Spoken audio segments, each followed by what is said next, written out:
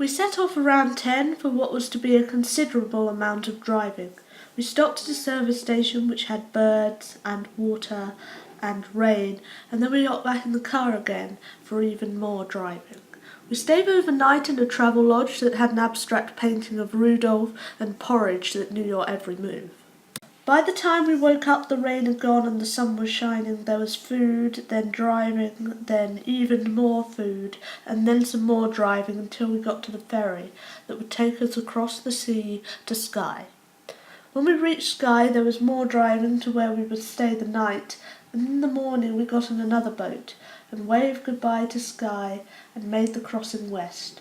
For west is where we all plan to go someday, until we arrived, blinking in the sunlight, at North Uist.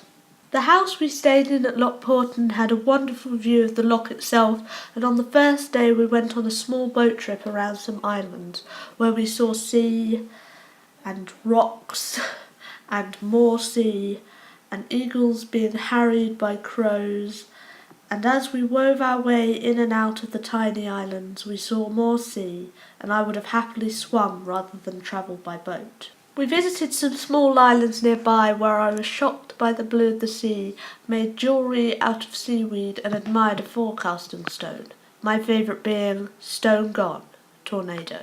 We went to the Highland Games that had giant teacups, constant echoing bagpipe music, this man looking disappointedly at a caber that he'd just failed to toss, and impressive high jumping skills that I were in awe of. One day we tried to find some standing stones. I nearly fell over, and we ended up going what can only be described as not the path.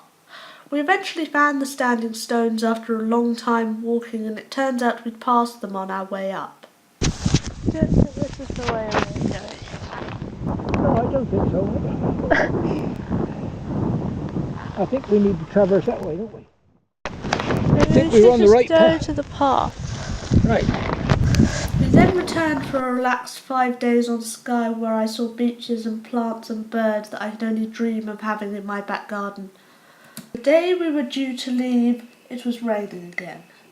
We boarded the ferry at 10:30 and began the short journey back to the mainland.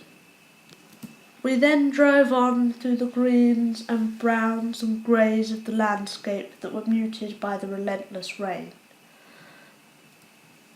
Eventually we stopped at a petrol station that was certain of our return before driving on through the wet.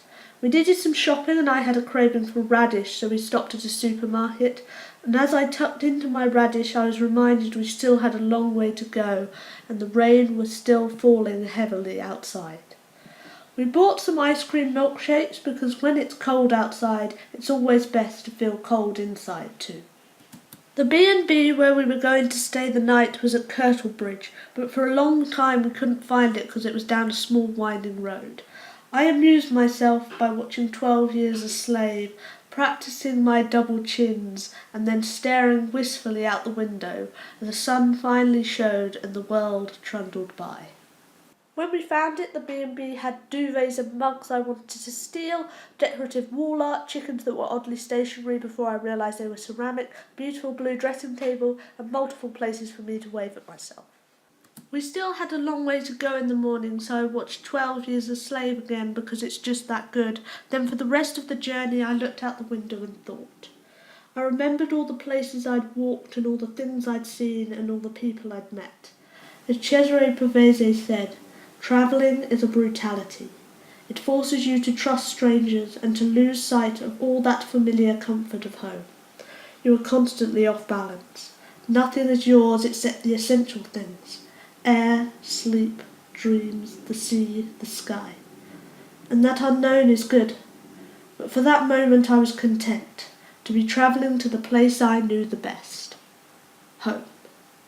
Catherine, I'll see you on Monday.